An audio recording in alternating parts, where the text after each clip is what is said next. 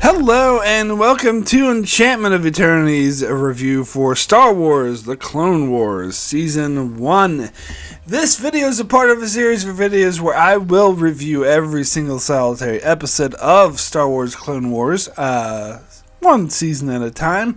And in this video I will cover all the episodes of Season 1 of Star Wars: The Clone Wars. So, those familiar with my channel will know I've done this format for a lot of shows before. I covered pretty much all the Star Trek shows: Babylon 5, Better Call Saul, Breaking Bad, The Outer Limits, Lost, where I review every single episode of the show, but do it in one season at a time, while I'll have one video that covers all the episodes of a season. However, this is the very first time I will be doing it for a show that I have never seen before. Now, the closest I come to this, I just finished The Outer Limits, which I had only seen like 25% of the show, so most of it was new to me, however, and I've never watched it all the way through. However, I had seen some of it before.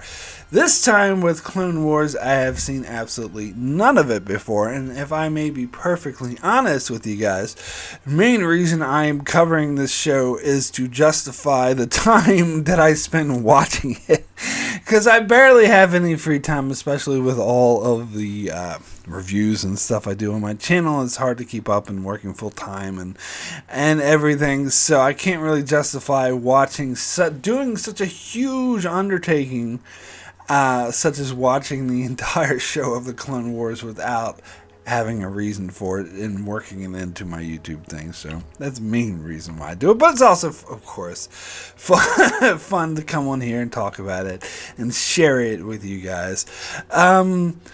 But yeah, so I was somewhat interested in the Clone Wars when it first came out in I think it was 2008. I was still living in New Zealand, and I didn't really have any streaming services, weren't really a thing back then, and I didn't have access to any premium channels or anything like that, and so I didn't really have access to watching this show. I was somewhat curious. Like, if I had easy access, I probably would have, but I didn't, and so I just couldn't be bothered going out of my way to download stuff illegally or buy DVDs or whatever I would need to do in order to watch it.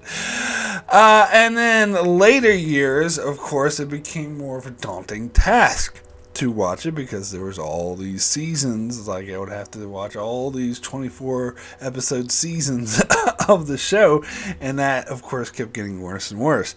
But eventually, recently, my sister had watched this show, and I think just a few months ago, and she highly recommended it.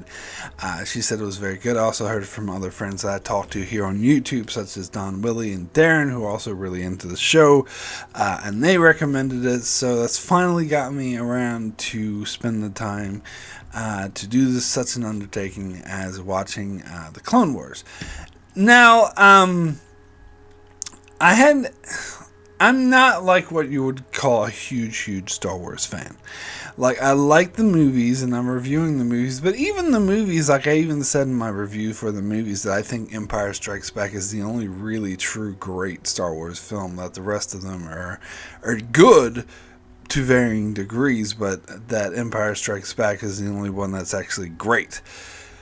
Which is an opinion I stand by. So I wouldn't call that an avid Star Wars fan, nor am I particularly interested in the extended lore. I mean, I read a couple of the novels when I was a teenager, but I didn't really get into that. I'm more of a Star Trek guy.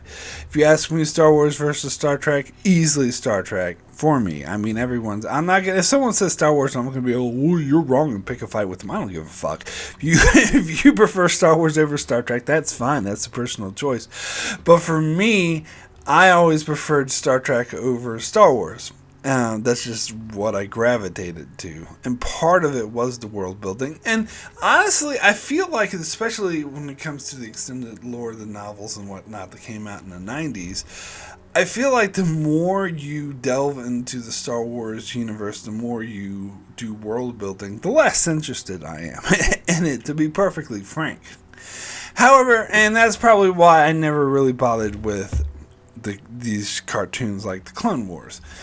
However, in more recent years with The Mandalorian, I've actually come to see that the future of Star Wars is probably in TV, not movies, because that new trilogy was pretty much a disaster. Even though there were some decent films in the trilogy, as a whole, it was a mess.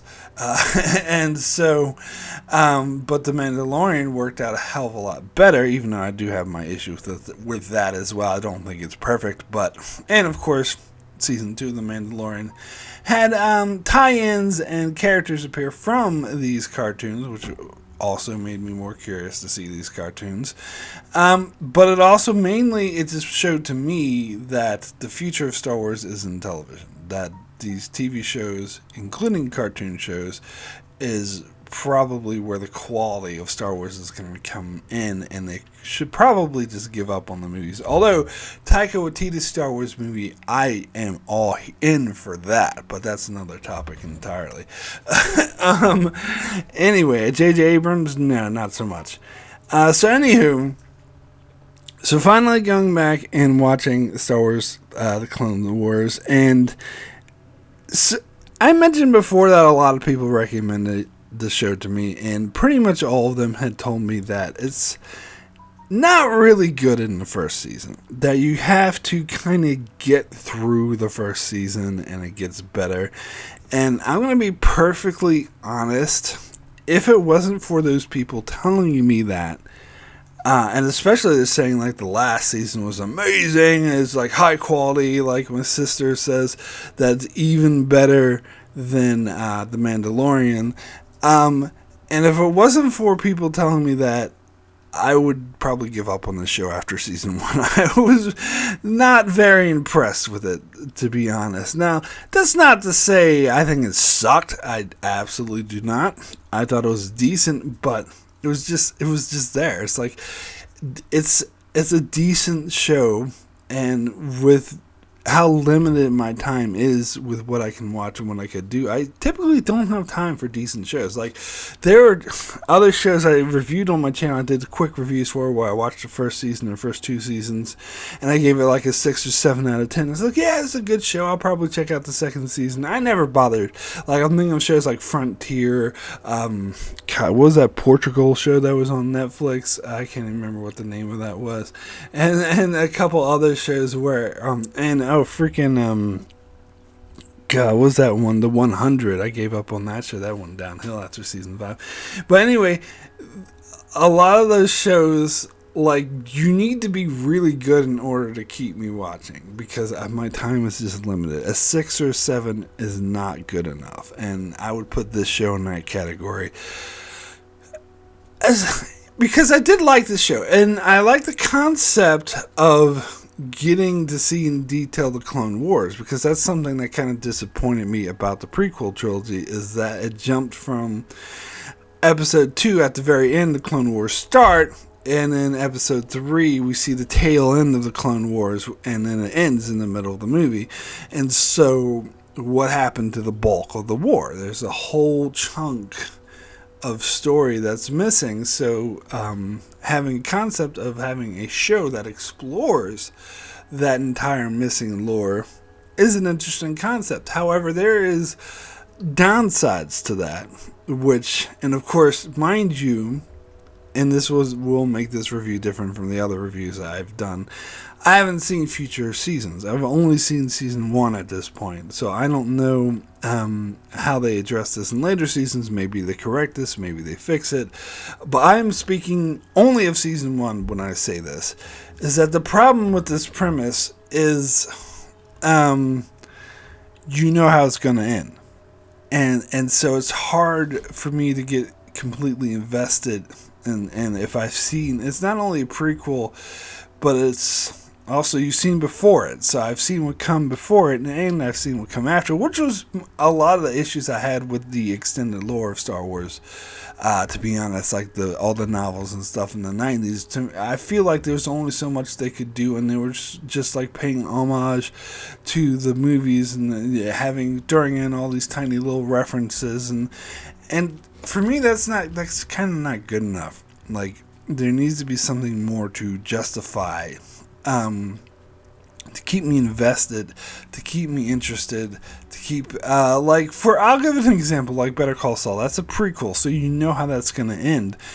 But there's so much mystery, and there's so much investment, there's so much, character development, and you're curious, you don't know exactly how they're going to get to this point, what the characters are going to do. There's all these side characters where you don't really know what's going to happen with them. So there's a lot of intrigue, even though I already know what's going to happen.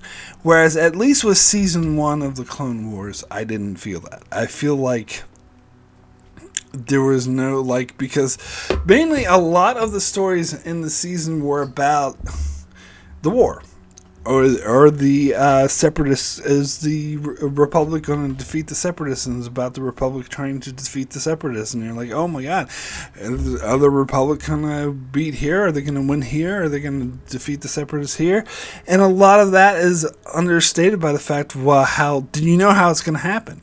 You know what's going to happen. You know that the whole war is actually just a ploy from Lord Sidious in order to seize control of the Republic. And so the war is kind of irrelevant. So having that knowledge in advance is kind of like, well, who cares if the Republic defeats the Separatists, because you know that this whole war is pointless anyway. And which is something I liked about Revenge of the Sith. I think is a great movie. I don't care what anyone says, especially you, Darren. I don't care what you say. Anyway, I think it's a great movie, and part of the reason I like that is because it's basically trashing war and showing how war is pointless and it could just be used by the powerful in order to grab power. However, that makes this show kind of uninteresting. And especially how they get into the specific clones and they show all these different clones and how they have names and personalities, and the Jedi bond with them, and they're like, I will make sure that you won't die, and they try to save them lives. And it's hard watching all that and getting caught up on all that when you know that the clones are programmed to betray the Jedi, and eventually they will be triggered and kill off all the Jedi. So having this foreknowledge, unlike shows like Better Call Saul, this actively interferes and renders this show kind of pointless. Now, as I said, I've only seen season 1 up to this point, and I have the impression that season 7 is going to find a way to deal with this in a really, really interesting way, because so many people are raving about it. But at the moment, only watching season 1, I don't think they address this, and I don't think they deal with this particularly well. And so, yeah, honestly, if I wasn't being told that the show's going to get way better, I would probably give up on it. But I am being told that, so I'm going to stick with it and watch the entire show, and hopefully, as everyone says, it will get better. Now, that doesn't mean I didn't like season 1. I did like season 1. I think it had an interesting format where it would do 2 or 3 parts. It would have chunks, but each chunk would seem to have nothing to do with the others. It would just be they'd go to a planet to try to fight it off, and then they go to a different planet and they have a chunk of 2 or 3 episodes that explore this, which is somewhat interesting. And I also like how they follow various different characters. It's not always, because I came in expecting to see Anakin and Ahsoka and Obi-Wan Kenobi in every single episode, and they're always the focus, but they actually focus on different characters at varying times. Sometimes you have the very first episode is just a Yoda episode, and then later they have episodes with new characters you never even seen before, or just saw in the background in the prequels, or you have a freaking Mace Windu episode, and an episode focused just on clones and stuff like that. And so I like that format. I think that's very, very fascinating. It's a very interesting format. But again, just, each story is basically, we have to defeat this planet. We have to make this strive forward in the war. And to me, that's not very interesting if I know how that war is going to end, especially knowing that the war is entirely pointless anyway. But as I said, future seasons hopefully will deal with that. So the other issue I had with this show, with the concept, when I first heard about the show years and years ago, I first heard, I think I did actually see the Clone Wars movie which I remember not being very good. So I'm not going to watch that again, as far as I know, that's a totally different thing anyway. Anyway, the one thing I've heard about it that I rejected and I thought was stupid was the fact that Anakin Skywalker has a Padawan, Ahsoka. That never made any sense to me because Anakin is still a Padawan. Like in Revenge of the Sith, they made it clear that he never became a master. They even clearly said he's not a master, and yet in the show, Ahsoka calls him master. How can he be master? How can he have a Padawan if he is a Padawan? And so that always irritated me. Now, I suspect that those who've seen all the shows and are steeped and well-versed in Star Wars extended lore and know everything about the universe will be like, well, you're wrong, Mark. That's actually not how it works. There's like different tiers and different levels, blah, blah, blah, blah, blah. Which I don't care about any of that, to be frank. Like, to me, if there is like stuff like that written to the lore, it is just excuses written after the fact to excuse the fact that a Padawan has a Padawan.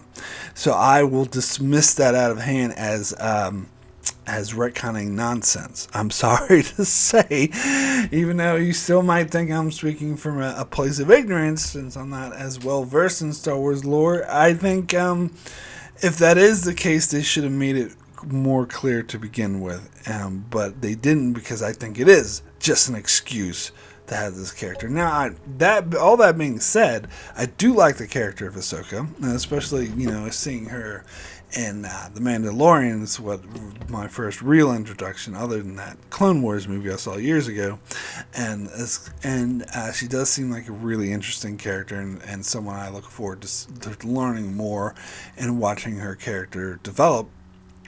But a Padawan shouldn't have a Padawan, and that's always going to annoy me. I don't care what any excuses anyone tries to tell me. Whoa, it's actually no, I don't want to hear it. It's always going to bother me. Anyway,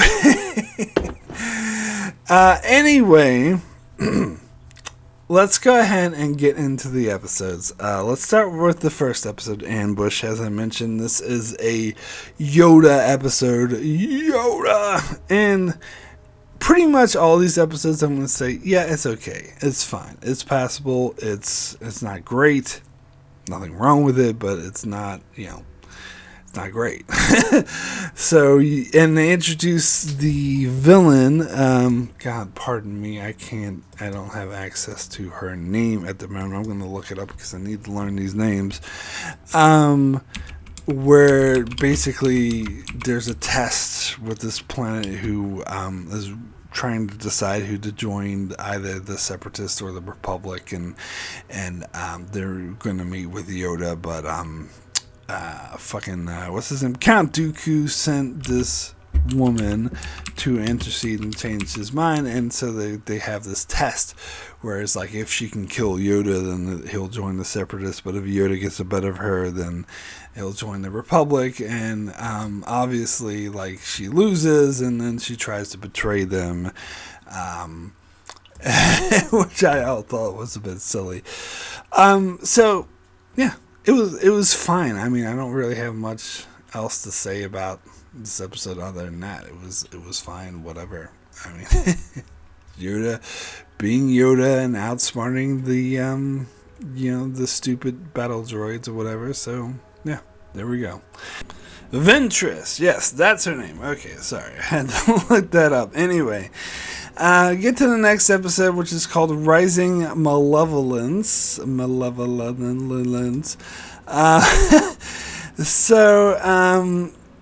Yeah.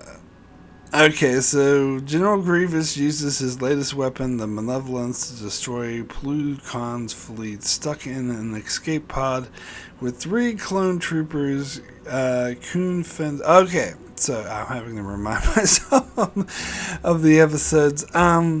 Yeah, this one was fine too. It had that one weird Jedi day. It was focused on a different Jedi, which I liked. I think it had Anakin Anakin and Ahsoka sort of saying, "Oh, looking for him," but I think they focused more on that in the next episode, I believe. I don't know. And again, this episode was fine. It was about, Grievous having this weapon, and I never really liked Grievous as a character. If I can mention that now, like, he was probably one of my least favorite parts of Revenge of the Sith. But he's fine. Okay, I guess. I don't know. Anyway, and most of this episode was about the Jedi with the clones trapped in this and the thing, wondering if who's gonna get to them first, Grievous or Ahsoka. Ooh, so whatever, it's fine. And that's probably gonna be my review for most of these episodes. Anyway, next episode is called Shadow of Malevolence, which is the sequel to this. Where they, after they rescue the Jedi dude, he works with Ahsoka and Anakin to try to destroy Grievous's perfect weapon. This I found a bit more interesting. It had sort of higher stakes. It was a bit suspenseful, where you had the this powerful weapon that they're trying to destroy before it's too late. It's kind of like the Death Star Light, which annoyed me a little bit, but enough with the fucking Death Star. But anyway, Anakin and whatever, they managed to destroy it, so hooray. Oh, wait, that's not in this episode. That's in the next episode. Sorry, I get these mixed up. Called Destroy Malevolence. Where this is when they set a... Now, alright, I want to... Something bothers me about this, but let me explain the episode first. So, Chancellor Palpatine sort of sends Padme on this diplomatic mission, but we find out that he's actually sending her straight into a trap where Grievous can capture her and use her as a hostage in order to get away, because Grievous is on that Malevolence perfect weapon type thing, and the Jedi are like zoning in on him and he needs to get away. So she flies straight into him and he captures her. And so the episode is about, Anakin and Obi-Wan going on board the ship to try to rescue her. And once they do, then they're free to destroy the ship. Here's my issue. When Palpatine does something like that, he makes it very fucking obvious that he's working with the Separatists, or that he's the evil one or bad guy. And it's not just this instance. There's several instances throughout the season where I'm thinking, God, these guys are idiots for not figuring this out. I mean, to be fair, in the movies, it was never so obvious, except for maybe in Revenge of the Sith when he tells Anakin to kill Dooku. He's like, kill him! It's like, it's the Emperor! He's acting like a Sith, come on. But do it. But other than that, like, it was usually, like, you couldn't really tell. It was more insidious, if to coin a phrase, but, it was fucking obvious here. Like, what do they think? Like, why did they think it was just an accident that Palpatine just happened to send Padme straight into Grievous's arms? Like, I don't know. That bothered me. But anyway, this is a good episode too. It's decent as well. So next episode is called Rookies, and I didn't like this one. This is one of the ones, there's a few of them in this season, but not very many, that drop below average to me. That went beyond, oh yeah, this is good, this is decent, to I don't like it. And the whole concept of this was really dumb. It's about, like, this is the one that followed the clones. And again, it's hard for me to get attached to these clones because I know they're pre-programmed to kill all the Jedis, which they will do. But anyway, it follows a group of them, and there's a couple that are rookies, and they call them shinies because their armor is still shiny, and they sort of break them in and make fun of them, but eventually they help save the day, and it's like, you're all right in my book. That is such a cliche, such an overdone plot, such a predictable plot, and it was boring, it was dumb, I didn't like it. Alright, so let's move on to the next episode, which is called Downfall of a Droid. Now, if I recall, this is the first of a two-parter where R2 gets captured. I don't think it's Grievous. I think it's some random One of those robot droids that talk like, I am a robot. They talk like those dudes threw me off. They talk like what you would imagine a typical electronic robot voice to talk like. But anyway, so they capture R2 and Anakin's really upset, but Obi-Wan's like, it's just a fucking droid, who cares? And I kind of like that. I like that dynamic, that Anakin was trying to hide the fact that he was his friend. R2 is his friend. And trying to come up with other excuses. Well, actually, R2 has this info that we can't get out. It would have been funny if Obi-Wan's like, oh, okay, that's fine. We can remotely detonate him from here. Anyway, so he comes up with excuses to go looking after R2, and in the meantime, they get assigned a new droid, R3, and this was the downfall of this two-parter for me. I would still say it's average, I didn't hate it, but I couldn't get into it because the whole concept of what they did with the R3 droid was so dumb. It was so, I know this is a cartoon, it's geared towards kids, and you might be, oh, you're dumb, being an adult, using logic to judge a kid's show. But hey, people said I should watch this show, so if I'm going to watch it, and if it's good, if adults can enjoy it, then I'm going to judge it as an adult. I'm sorry. I am. I don't care if it's geared towards kids or not. They say, oh, adults can enjoy it too. Well, here you go. I'm going to judge it as an adult. But anyway, and plus it's really violent for a kid's show, by the way. But regardless, I know there's been G.I. Joe and other stuff since, but even this seems more violent to me. So many people die. I don't keep a body count of how many people died in this season alone. But anyway, sorry, off topic. What bothered me about this R3 is because it was fucking obvious that he was betraying, working for the Separatists. Every chance he got, he would fuck up or try to get Anakin killed. And the whole time Anakin was like, oh my god, this droid's useless, he's such an idiot. And the Ahsoka's like, oh, you're being mean to him, give him a chance. And the whole time I'm thinking, he's working for the Separatists, you morons. And they revealed it, I was like, duh. So anyway, I guess I'll jump straight into the sequel, Duel of the Droids, where they did reveal that he was a Separatist. Oh my god, I'm so shocked. It's fucking obvious. And then they had the big battle between R2 and R3. I don't know. I thought there was something about that I thought was kind of dumb. Don't get me wrong, I didn't hate these episodes, as I said. They were fine, but is what I'll say. Alright. So then we'll get into the next episode, which is Bombad Jedi, where they have the goal to bring back Jar Jar Binks. Now, I think Jar Jar Binks appeared before this episode, but this episode he's the main character. He's the focus of the episode, and he'll become more prominent in the season later on, which is, you know what? I kind of respect the goal. And to be fair, if there's any place where Jar Jar would be more appropriate, it would be for a kid's show, for a cartoon. Because that was the complaint we had about the prequels, particularly Phantom Menace, is that he was a cartoon in a live-action setting. So here, it is a cartoon, so it is more appropriate.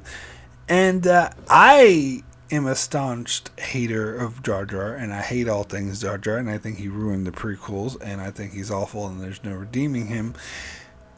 But I didn't mind him here in this show, and I kind of liked this episode because, as I said, it's a lot more of an appropriate setting for him. Even though his how clumsy is too. I'm sorry for this term, and it may seem out of place because this is a cartoon, but it seems too cartoonish. This is a cartoon. But okay, so let me paraphrase. This isn't your typical cartoon. As I said, it's got violence. It's definitely is people die. It's got a high body count. So it's definitely geared towards the older kids, not the younger ones. Where Jar Jar seems like he's geared towards the younger ones. So he seems out of place, if that makes any sense. He still seems a bit out of place sometimes, in that he's the like a Looney Tune, basically. It's like it's this very serious setting with Jedis and war, and then you throw like Daffy Duck in it. Like that's what it's like. It still seems out of place, even if it is a cartoon. But anyway, but I liked how they kind of mistook Jar Jar for a Jedi, and Padme sort of played on that. I did kind of like it. I kind of like this episode, despite the fact that I hate Jar Jar so much, and I thought his goofiness even was out of place in the show. I thought this one worked, and then they captured the Gunnery, Viceroy Gunnery. Anyway, and that will make up the plot for the next couple episodes. We get into Cloak of Darkness, where they try to escort Gunnery back to a prisoner, has a prisoner, but they send Ventress to rescue him, and a battle ensues where Ahsoka Anakin's not in this episode. It's Ahsoka and some random other Jedi that she was paired up with, and they try to stop. And I like this episode. I like the chemistry between Ahsoka and the random Jedi, and how the Jedi doesn't really take her seriously at first, and like, oh, it doesn't take Ventress seriously, and Ahsoka tries to warn her. I was like, no, you need to take Ventress seriously. And I was like, yeah, whatever, who cares?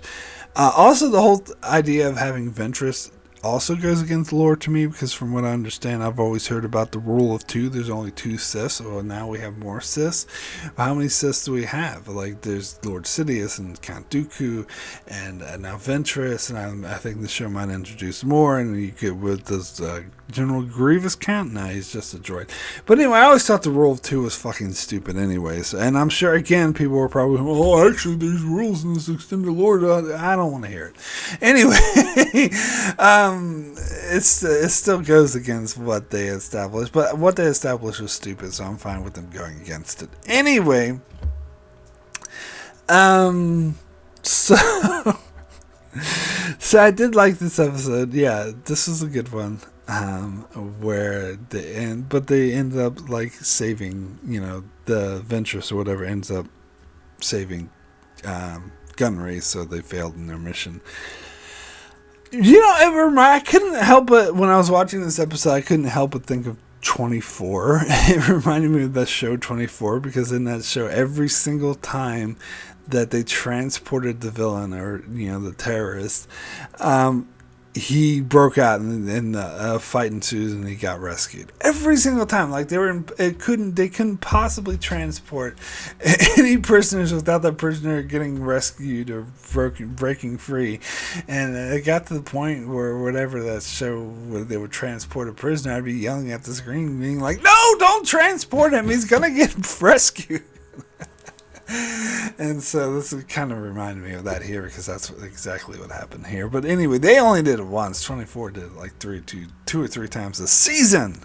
Anyway, we'll get to the next episode, which is Lair of Grievous. So this is when they're looking for Gunray, but Dooku instead sends them to Grievous, because he's got pissed off with Grievous for failing his last couple of missions. So he's giving him the test. This was an enjoyable episode, because this is the one that focused on 2 random Jedis that we hadn't really seen before, and I like that. Although I think the Padawan was a bit of an idiot. He was a bit overzealous, which is what the point is. And again, it's appropriate for a cartoon. It makes sense. But as I said, I'm going to judge this as an adult because you told me to watch it. Anyway,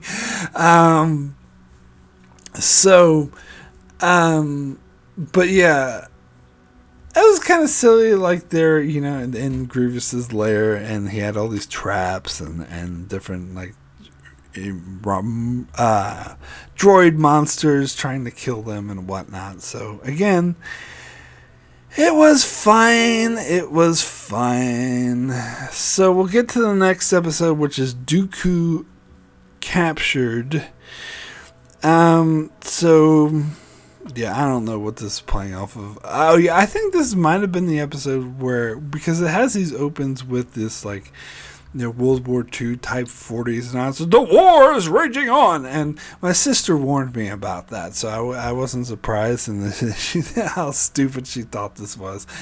I think she said that they got rid of this in later seasons. But anyway, their little intro here made me think: did I miss a couple episodes? Because usually that intro just explains what happened in previous episodes, but they were showing all this stuff that I hadn't seen, so I was like, fuck, did I miss an episode? But I think they were just just a way to set up the story. But it made me feel like I was missing something. But anyway, Anakin manages to he is trying to capture Dooku, and Dooku escapes this planet, but these pirates are there and they capture him. And then they try to ransom him off to the Republic, and so they send Anakin and Obi-Wan, and so these pirates are scheming to capture them. Now, so this is part one of a two-part. I think I'll talk about this two-parter at once, because the second part is called the Gungan General. Again, this brings up Jar Jar. But anyway, I didn't like this. I didn't like this two-parter. I think I gave this was below average for me as well. Let me just check my ratings. Oh, no, I gave it a 5 out of 10. So, it's kind of still average, but more on the bad side of average rather than the good side of average, which most of the other episodes were on, because it's I don't like how easily Anakin and Obi-Wan were duped.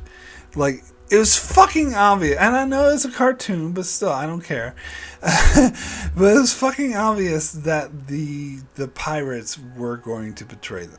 I mean, it's obvious. And at the end, when they slip, they're like, "Oh, come have a drink with us. Oh, you have to have a drink." And Anakin and Obi-Wan's like, "Oh yeah, sure, let's go have drinks." And I was thinking, I thought I saw them use their Jedi powers to, switch the drinks around, because they saw that it had been poisoned and that they were smarter, which would be more in character for them as Jedis, because it was obvious that they were fucking up to something. It was obvious they were trying to poison them and try to capture them.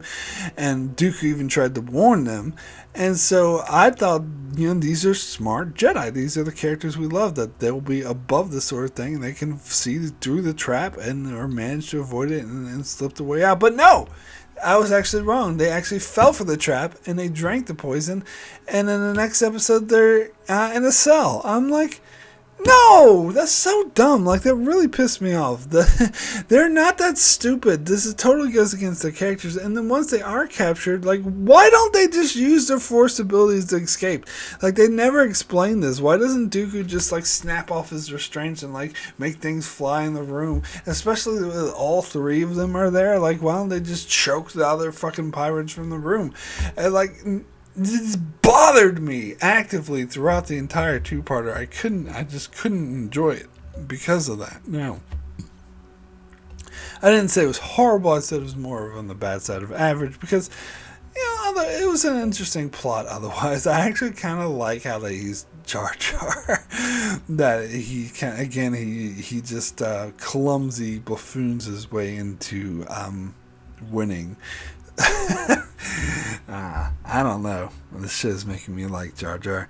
Anyway, we'll get into the next episode, which is called Jedi Crash.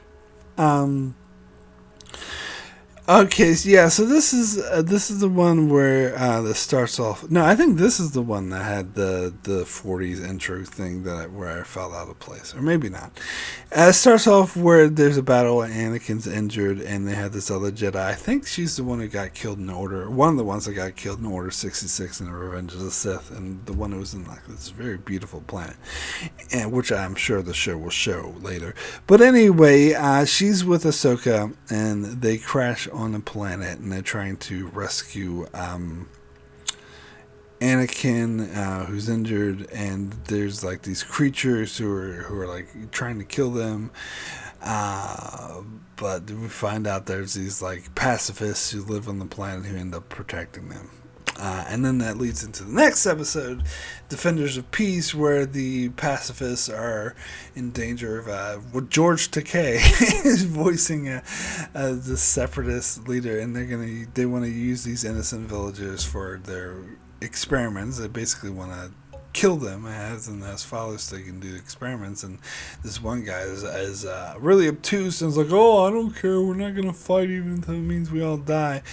But Anakin and the others find a way to defend them, and they're like little lemurs or something. But some of the younger ones like help them.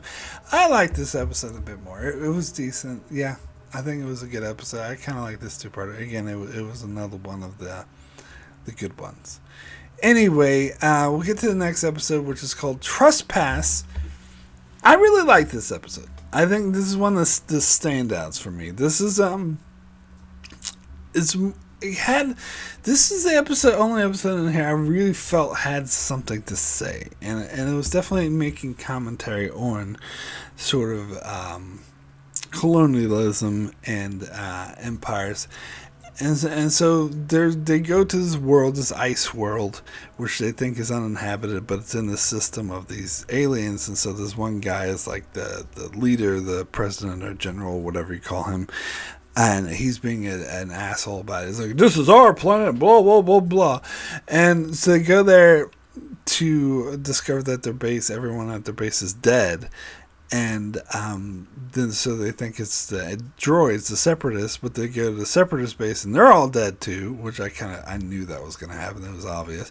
But anyway, so it's this weird other force, and there was a really creepy horror feel to that, like the investigating these like destroyed outposts with dead bodies everywhere. Like, I like that. It had that effective creepiness to it. But then you find out that it was that the planet is inhabited and there was natives there, and the reaction to the asshole leader guy, he instantly goes, "Well, this is our planet, so they're our subjects, so we're going to subjugate them. They're just primitive savages, and we're going to subjugate them." Blah blah blah.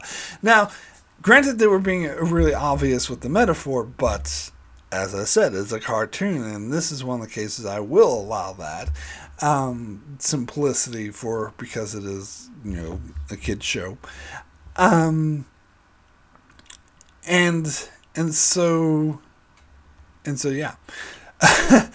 It was really interesting that the leader guy was definitely a commentary on colonialism, and I think he was acting basically. I mean, I don't think there was any British general or leader who acted exactly like this, or maybe there was, but it's more of a personification of how the British Empire treated the other indigenous people on places that they colonized. They're just like, oh yeah, they're our subjects. We're here to subjugate them. And I don't give a fuck what they want. If they don't cooperate, we'll just kill them all.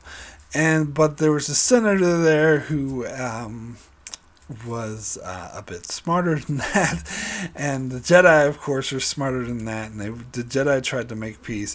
I mean, one thing I kind of didn't like about this episode is how Anakin and Obi-Wan were being about how much of an asshole and idiot this leader dude was, because they went to these native people and they made peace and they made contact, and they're like, okay, there'll be peace, but the whole time the other guy was like, oh, fuck these people, I'm going to kill them all, they're my subjects.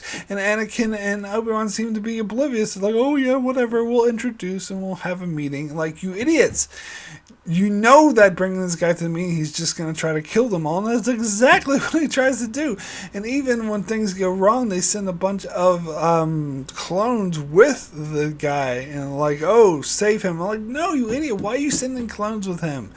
And they just send the clones to protect him, but the whole time he's like, okay, let's find these natives and kill them all. It's like, of course he's going to act like that. I mean,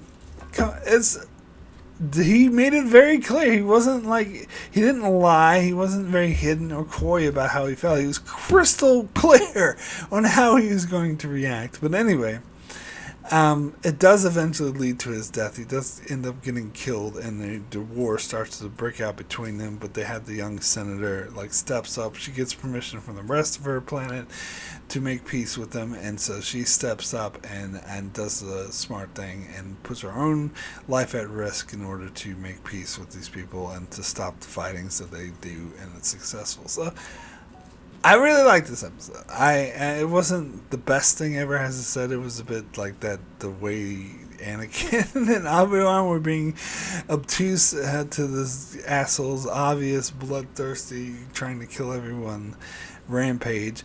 But I still like it. I think it has, even if it's simplistic, it still has very strong commentary on colonialism, which I appreciated a lot. So we get to the next episode, which is the hidden enemy, and this is where there was a traitor in the mist. They're like on this planet, and they're trying to, there's two sides of the planet, and I kind of like that dynamic of it. But the whole thing is there's a spy in their midst, and they think it's one of the clones. So we follow these two clones, how they try to figure out which clone is, and there's this awesome clone with elite fighters, and they think it might be one of his, and they're like, oh my god, one of these elite fighters is the traitor. But then they find out it is the leader of the elite guy who's actually the traitor, and I don't really care. This episode was fine, I guess. It was somewhat interesting, but it didn't, as I said, it's hard for me to get invested in these clones since they're all gonna program to kill the Jedi anyway. And I suppose this is laying the groundwork for that, where it shows because the traitor thinks that the Jedi are the ones who are oppressing his people, which he kind of has a point, I guess, which makes it a little interesting, I suppose. But it was still like the way he was like outright evil and tried to kill them all was, I don't know. Didn't really get into this one. Alright, so the next one is called Blue Shadow Virus. Again, this is a two-parter. Where they're on Naboo, we get Jar Jar again, oh for joy, and there's this evil scientist conducting these experiments where he's experimenting on people and trying to recreate this deadly virus that once existed, and the Jedi come to stop him, blah blah blah. And then Jar Jar's there too. And then the sequel to it is Mystery of 1,000 Moons, where they defeated the evil scientist. However, his experiment got out, and Padme and Ahsoka and a few others are trapped, and they're going to die from this virus. So Anakin has to go to this other world to try to get the cure, but apparently it so happens that the world is booby-trapped and no one can leave, and they meet this like crazy hacker kid and they try to figure out a way to get out. That one is a bit more interesting. It's kind of simplistic, and Anakin did end up defeating the trap a bit too easily, so it was kind of the point of it. But I do like the suspense level of like Anakin being trapped on his planet that no one can escape from, and meanwhile his lover is dying. I guess now is as good a time as any to bring up the fact that they never like really mention that Anakin and Padme are married. Like they hint at there's this love that they are keeping hidden, but I guess I'll talk about that more later. Anyway, those episodes were good. They're fine, decent. Get to the next episode, Storm over Roloff, where this is, I think, part of a three-parter all about involving the world Roloff. That they're trying to defend from the Separatists, or trying to, actually the Separatists already seized, and they're trying to free this world from the Separatist control. And again, why would I care? I know how this war ends, but whatever. So, this episode in particular deals with Ahsoka learning to become a leader and having her own squadron and learning to, she makes a mistake and learning how to deal with that mistake and defeat and then to overcome it. And she comes back and no one's going to take her seriously when she tries to lead, but then she proves herself. So kind of like that. I like that character development. I like that storyline. I think it works. So this is a decent episode. And next episode in this trilogy is called Innocence of Roloff, which I also thought was a really interesting episode. I actually liked the use of the clones here. So they, I think it's, God, I can't even, no, it was Obi-Wan. Obi-Wan leads a group of clones to the planet to try to free its inhabitants, and the city's under control by these evil droids. And there's the people are being enslaved, and they're trying to use this hostage. Obi-Wan doesn't know how to defeat them. And these clones come across this little girl, this orphan girl, and they sort of befriend her. And I kind of like that. That was kind of a sweet story. And with the girl's help, they managed to, defeat the droids and save her people. And I like how the clones at first, one of them is like, oh, it's just she's going to hinder us, she's going to slow us down, blah, blah, blah, but they end up making friends with her, and at the end she keeps calling him this whole thing the whole time. They don't know what it means, and they ask Obi-Wan, it's it means brother. I'm like, that's actually really touching. So I actually kind of like that episode. It was good. So, next episode is Liberty of Roloff, which has, once they freed the cities, now they're trying to get the Separatists completely off the planet, and so this involves Mace Windu trying to get rid of that evil droid guy, or he was not a droid, he was a Separatist dude. I think he was probably one of the background guys in Attack of the Clones. Anyway, because he does look familiar. Anyway, so they try to, kick him off the planet, and he has these evil plans up his sleeve, and he starts bombing innocent villagers, so they need to stop him from doing that. And again, it's decent, whatever. I was less interested in this one. I don't know. Not as interested in Mace Windu, I think. But it was okay. It was fine. Whatever. Alright, so then we move over now to the finale, the big season 1 finale, Hostage Crisis, and I had a lot of issues with this one. I didn't really like it. First of all, so it involves these bounty hunters who go to Coruscant and try to hold the senators hostage. Padme, of course, is amongst them, and Senator Organa, or whatever his name is, and they hold them for ransom in order to free this prisoner. And so the prisoner is this Zoro the Hutt. I suppose he'll be in the show later, but I really didn't care about him at this stage.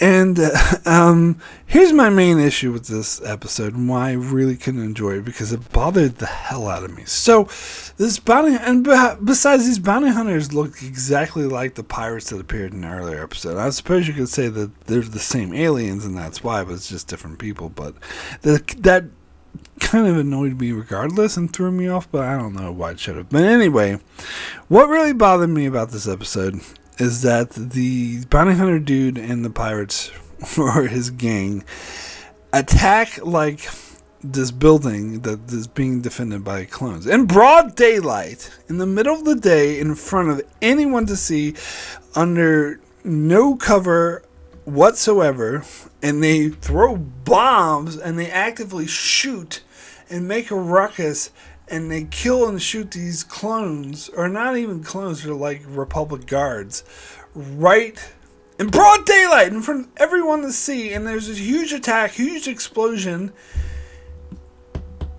and yet they enter the building and there's no alarms. There's no alarms. Nobody knows they're there, and no one's alerted. And everyone, like all the senators and Palpatine, and is completely ignorant of the fact that there's bounty hunters and hostiles inside their own building, and nobody fucking knows. There's no one set off an alarm. No one like saw this in broad daylight, looked out their window, and was like, "Huh, look at those people attacking, killing people over there. Maybe we should call the freaking authorities." Nobody did this, and so they get away scot-free with this, and they hold the senators captive, and Anakin doesn't have his lightsaber because he gave it to Padme in a plot convenience thing that happened early in the episode. But the whole time I can't focus on this episode because the whole time I'm like, why are alarms not going off? Like, this makes no sense. I don't give a crap that it's a cartoon. Alarms should be going off. And so these guys, the fact that the bounty hunter actually got away with it and they rescued that dude, I think is stupid. It makes no sense. Like, this whole episode pissed me off. Anyway, yeah, so that's pretty much all I got to say about that one. So that is it for all the episodes of Season 1 of The Clone Wars. I suppose I may have more to say about future seasons, but that's pretty much all I had to say about this one. As always, as I'm wont to do in these kind of videos, I'll bring up the best and my favorite and least favorite episodes of the season, I should say. I'll start with my least favorite, which came down to 2 episodes. The one I was just talking about, Hostage Crisis. But however, I think for worst episode of the season, I'm going to actually go with Rookies. That episode was dumb. I'm sorry. I don't care about these clones. And, oh, you're shinies. You're rookies. And it was so cliche. It was so many plots I've seen a billion times before recycled. There was nothing for me there. As for my favorite episode of the season, there's only one episode that actually stands out above the sea of averagely good episodes. Like, the majority of episodes this season get a 6 or 7, like they're average. Only one episode breaks above that, and that is Trespass. The episode that deals with colonialism in the ice world, where the guy is, as I said, is being a bit simplistic, and the guy's being so much of an obvious metaphor of, I'm the master, I'm gonna kill, these are my slaves, and I'm gonna do with what I want. And Obi-Wan, Anakin, being a bit oblivious to the fact that he's saying that. But other than that, it was a very powerful episode. I did like how it was resolved with the senator having to put her life at risk in order to make peace, and they made peace. I thought that was powerful. So for me, that was the best episode of Season 1. So for my rating for Season 1 as a whole, I think I was debating, I was stuck between 6 and 7, because that is what the majority of episodes this season got. Most of them got 7s, to be honest. But I'm going to give this Season 1 as a whole a 6 good. Yeah, because that's what sums up the season as a whole for me. It was fine. It was decent. It didn't blow me away. It didn't totally piss me off. I think the blandness of it is probably what made me gravitate slightly more to a 6 than a 7. But yeah, there was nothing here that really holds me. And as I said, if it wasn't for the fact that other people were telling me the show gets great later, I would probably stop watching.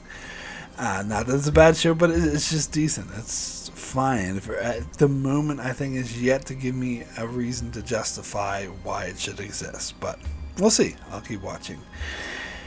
Anyway, that is it for my review of Star Wars Clone Wars Season 1. Be sure to check me out next month when I cover Season 2 of The Clone Wars. And of course, check out my channel as I cover many other shows, such as Star Trek, The Expanse, Better Call Saul, and more. So be sure to subscribe so you can keep up with all of that. And thanks a lot for watching.